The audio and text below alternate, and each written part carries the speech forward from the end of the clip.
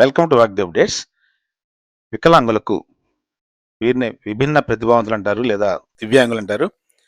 వీరికి ప్రభుత్వ శాఖల్లో ఖాళీగా ఉన్న బ్యాక్లాగ్ వేకెన్సీస్ని ఎటువంటి రాత పరీక్ష లేకుండా రిక్రూట్ చేయడానికి కృష్ణా జిల్లా అంటే ఉమ్మడి కృష్ణా జిల్లాలో ఉన్నటువంటి కార్యాలయాల్లో ఖాళీల భర్తీకి కలెక్టర్ నియామక ప్రకటన జారీ చేశారు. వివిధ శాఖల్లో బ్యాక్లాగ్ ఉద్యోగాల నియామకానికి ఉమ్మడి కృష్ణా జిల్లాలో అర్హులైనటువంటి నిరుద్యోగ విభిన్న ప్రతిభావంతులు, వీరిని దివ్యాంగులుగా పిలుస్తారు. వీరికి వాటిలో కూడా రిజర్వేషన్స్ వారీగా 38 బ్యాక్లాగ్ పోస్టుల భర్తీకి దరఖాస్తులు ఆహ్వానిస్తున్నారు. ఈ దరఖాస్తులను ఆఫ్లైన్ మోడ్లో 30/3/2026 సాయంత్రం 5 గంటల లోపు సబ్మిట్ చేసి ఉంటుంది. ఈ అభ్యర్థులకి వయస్సు 18 సంవత్సరాల నుంచి పైన 52 సంవత్సరాల వరకు కూడా అవకాశం ఉంటుంది. ఈ ఖాళీలు వాటికి సంబంధించిన రిజర్వేషన్స్ వివరాలను ఒకసారి పరిశీలిద్దాం. గ్రూప్ 4 కేటగిరీలో జూనియర్ అసిస్టెంట్స్, దీని జూనియర్ ఆఫీస్ అసిస్టెంట్ కూడా పిలుస్తారు. ఇవి అందులకు జనరల్లో 4 ఉన్నాయి. అలాగే బదిరులకు జనరల్లో 4, శారీరక వైకల్యం కలిగిన వారికి జనరల్లో 4, అలాగే ఆటిజం, మేధో వైకల్యం, నిర్దిష్ట అభ్యాస వైకల్యం, మానసిక అనారోగ్యం, బహుళ వైకల్యం వాళ్ళకి 1 జనరల్లో ఉంది. అలాగే మొత్తం 11 పోస్టులు జనరల్లో రిజర్వ్ చేశారు. ఈ పోస్టుకి గుర్తింపు పొందిన విశ్వవిద్యాలయం నుంచి డిగ్రీ ఉత్తీర్ణతో పాటు కంప్యూటర్ పరిజ్ఞానం ఉండాలి. అలాగే రెండో పోస్టు జూనియర్ ఆడిటర్, ఇది 1 పోస్ట్ ఉంది, జనరల్లో ఉంది. అందులోకి ఇది సేమ్ గుర్తింపు పొందిన విశ్వవిద్యాలయం నుంచి డిగ్రీ ఉత్తీర్ణతో పాటు కంప్యూటర్ ఆటోమేషన్ పరిజ్ఞానం కలిగి ఉండాలి. మూడో పోస్టు టైపిస్ట్, దీన్ని కూడా జూనియర్ ఆఫీస్ అసిస్టెంట్ అని పిలుస్తున్నారు. ఇది బధిరులకు జనరల్లో 1 రిజర్వ్ చేశారు, 1 పోస్ట్ ఉంది. ఇది కూడా గుర్తింపు పొందిన ఏదైనా విశ్వవిద్యాలయం నుంచి డిగ్రీ ఉత్తీర్ణతతో పాటు కంప్యూటర్ పరిజ్ఞానం కలిగి ఉండాలి. అలాగే మెటర్నల్ అసిస్టెంట్, ఈ పోస్టు మహిళలకు బదిరులకు కేటాయించారు, బదిరుల్లో మహిళలకు కేటాయించారు. ఇది 1 పోస్ట్ ఉంది. ఇంటర్మీడియట్ నుంచి విద్యార్హతతో పాటు ఏఎన్ఎం కోర్సు కూడా చేసి ఉండాలి. అంటే మొత్తం మీద ఈ గ్రూప్ 4 ఉద్యోగాలు 5 జనరల్కు, అందులకు జనరల్లో, అలాగే బదిరులు జనరల్లో 5, స్త్రీకి 1, శారీరక వైకల్యం కలిగిన వారికి జనరల్ 2, అలాగే ఆటిజం తదితర వైకల్యాలకు 1 పోస్టు జనరల్లో, అలాగే మొత్తం 24 ఖాళీలు ఈ బ్యాక్లాగ్ పోస్టులు భర్తీ చేస్తారు. ఇక గ్రూప్ 4లో మెసెంజర్స్, ఇది బదిరులకు జనరల్ కేటగిరీలో 1 రిజర్వ్ చేశారు, దీనికి 7వ తరగతి ఉత్తీర్ణత. అలాగే ఆఫీస్ సబార్డినేట్స్, అందులకు జనరల్ 5, అలాగే బదిరులకు 1, శారీరక వైకల్యం కలిగిన వారికి జనరల్లో 2, ఆటిజం, మేధో వైకల్యం తదితర లక్షణాల వారికి జనరల్లో 1, మొత్తం 11 ఖాళీలు ఉన్నాయి. ఇది 7వ తరగతి పాస్ అయిన అభ్యర్థులకు కేటాయించారు. సప్లయర్స్ జనరల్లో 1 ఉంది, అది అందులకు కేటాయించారు. ఈ 7వ తరగతి ఉత్తీర్ణత దీనికి కూడా వర్తిస్తుంది. శానిటరీ మేస్త్రి, అందులకు జనరల్లో 1 ఉంది, అలాగే ఆటిజం, మేధో వైకల్యం తదితర వైకల్యాలు కలిగిన వాళ్ళకి జనరల్లో 1, మొత్తం 2 పోస్టులు ఈ శానిటరీ మేస్త్రి ఉన్నాయి. దీనికి 7వ తరగతి ఉత్తీర్ణత కలిగి ఉండాలి. ఇక హెల్పర్, ఈ పోస్టులు బదిరులకు జనరల్ 1 కేటాయించారు, దీనికి 7వ తరగతి ఉత్తీర్ణత. అలాగే చైన్మెన్ కూడా బదిరులకు జనరల్ 1 ఉంది ఖాళీ, ఇది కూడా 7వ తరగతి ఉత్తీర్ణత. ఆయా జనరల్లో స్త్రీకి ఇక్కడ బదిరులకే కేటాయించారు, 7వ తరగతి ఉత్తీర్ణత. వాచ్మెన్, అందులకు జనరల్లో 1, 7వ తరగతి ఉత్తీర్ణత. 5వ తరగతి ఉంటే సరిపోతుంది. స్వీపర్ జనరల్లో 1 ఉంది, ఇక్కడ చదవడం రాయడం వస్తే సరిపోతుంది, తెలుగు భాషని చదవడం రాయడం వస్తే సరిపోతుంది. క్లీనర్ కూడా జనరల్, అందులోకి 1 ఉంది, ఇది కూడా భాష స్థానిక భాష అంటే లోకల్ లాంగ్వేజ్ తెలుగు కాబట్టి తెలుగు చదవడం రాయడం వస్తే సరిపోతుంది. పిహెచ్ వర్కర్ జనరల్లో 1 ఉంది, అందులకు ఇక్కడ దీనికి కూడా రెండోది ఆటిజం, మేధో వైకల్యం తదితర వైకల్యాలు ఉన్నటువంటి వాళ్ళకి మరొక పోస్ట్ కేటాయించారు. మొత్తం మీద 2 ఈ పోస్ట్ ఉన్నాయి. పిహెచ్ వర్కరు, దీనికి కూడా తెలుగు భాష చదవడం రాయడం వస్తే సరిపోతుంది. నాన్ పిహెచ్ వర్కరు, శారీరక వైకల్యం కలిగిన వారికి 1 పోస్ట్ కేటాయించారు, దీనికి కూడా తెలుగు భాష చదవడం రాయడం వస్తే సరిపోతుంది. మొత్తం ఈ గ్రూప్ 4లో ఈ 11 ఖాళీలు ఉన్నాయి జనరల్కి, అలాగే అందులకు అలాగే బదిరులకు 7 ఖాళీలు. మూడవది శారీరక వైకల్యం కలిగిన వారికి 3 ఖాళీలు జనరల్లో. ఆటిజం మేధావికల్యం కలిగిన వాళ్ళకి 3 జనరల్లో ఉన్నాయి. మొత్తం 24 ఖాళీలు. వీటిలో 23 జనరల్, 1 స్త్రీకి కేటాయించారు. ఇందాక చెప్పినట్టుగా 18 సంవత్సరాల నుంచి 52 సంవత్సరాలు 1/7/2026 నాటికి ఈ ఏజ్ లిమిట్ చూస్తారు.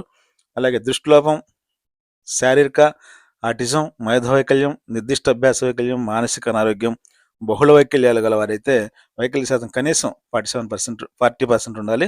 బదిలీల విషయంలో మాత్రం దివ్యాంగుల హక్కుల చట్టం ప్రకారం 2 చెవుల్లో స్పీచ్ ఫ్రీక్వెన్సీలో 70 డెసిబుల్స్ వినికిడి లోపం ఉన్న వ్యక్తులు, అలాగే వినికిడి కష్టం అంటే 2 చెవుల్లో స్పీచ్ ఫ్రీక్వెన్సీ 60 dB అంటే 60 డెసిబుల్స్ నుంచి 70 డెసిబుల్స్ వినికిడి లోపం ఉన్న వ్యక్తులు అర్హులు.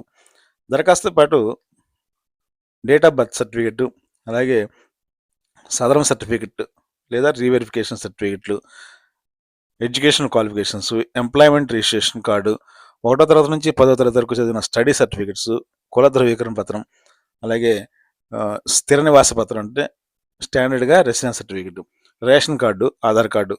దీంతో పాటు ఇవన్నీ కూడా సెల్ఫ్ అటెస్టేషన్ తోటి జిరాక్స్ కాపీలని సబ్మిట్ చేయాలి.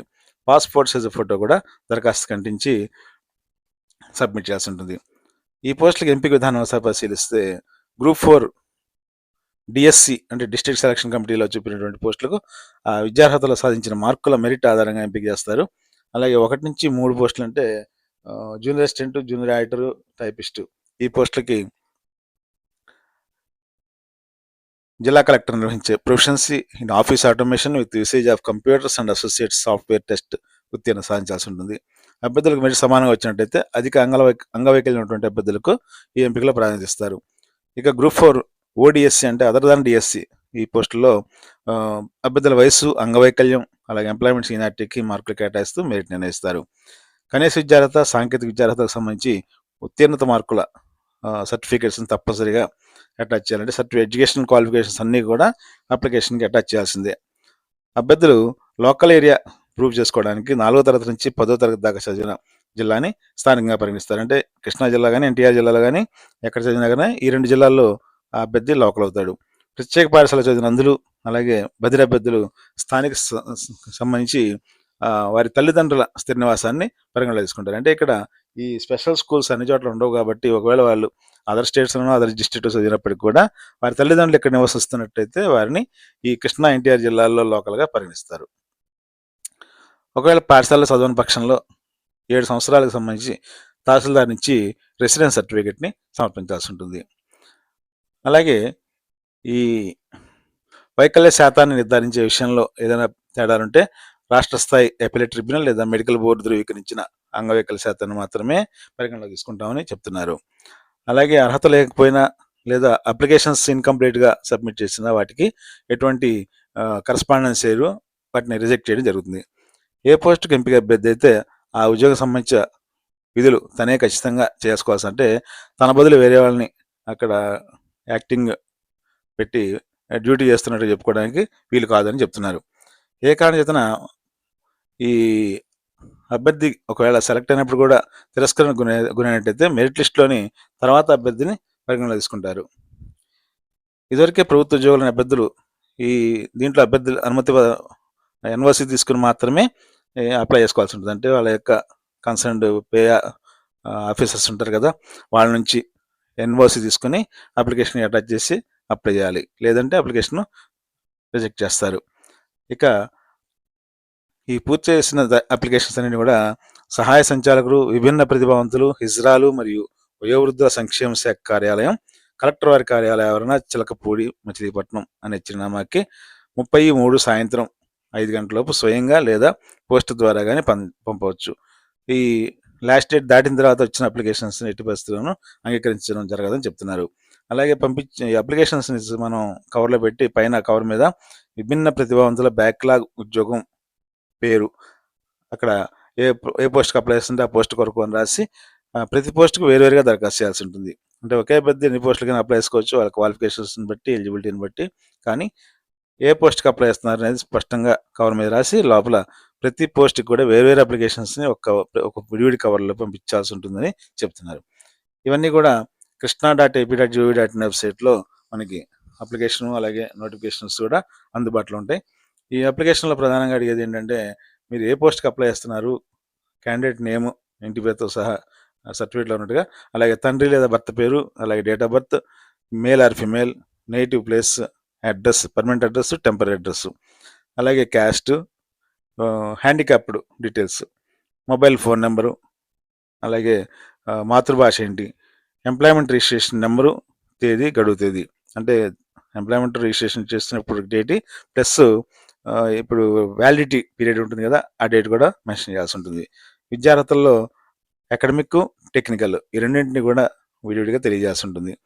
4వ తరగతి నుంచి ఇప్పటివరకు చదివినటువంటి అంటే మీరు 10th క్లాస్ అయితే 10th, 7th అయితే 7th, డిగ్రీ అయితే డిగ్రీ, అప్పటిదాకా చదివినటువంటి స్కూల్ పేరు, మండలం పేరు, జిల్లా, గ్రామం, అలాగే అక్కడ స్కూల్లో ఎప్పుడు జాయిన్ అయ్యారు, అప్పుడు అక్కడి నుంచి బయటకు వచ్చారు, పాస్ అయిన క్లాసు, ఈ వివరాలన్నింటినీ కూడా డీటెయిల్డ్గా టేబుల్ రూపంలో ఇవ్వాల్సి ఉంటుంది.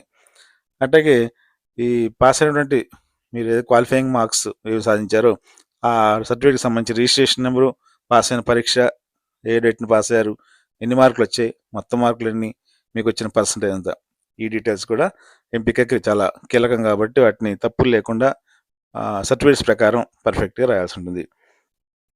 అలాగే సెల్ఫ్ డిక్లరేషన్ ఇస్తూ సిగ్నేచర్ చేసి పైన పాస్పోర్ట్ సైజ్ ఫోటో అందించి ఫోటో మీద సంతకం పెట్టి ఈ అప్లికేషన్ని ఇందా చెప్పిన విధంగా సహాయ సంచాలకుల కార్యాలయానికి, విభిన్న ప్రతిభావంతులు, హిజ్రాలు మరియు వయోవృద్ధుల సంక్షేమ శాఖ కార్యాలయం, కలెక్టర్ వారి కార్యాలయాల ఆవరణ, చిలకలపూడి, మచిలీపట్నం, ఈ చిరునామాకి 30/3/2026 లోపు పంపించాలి.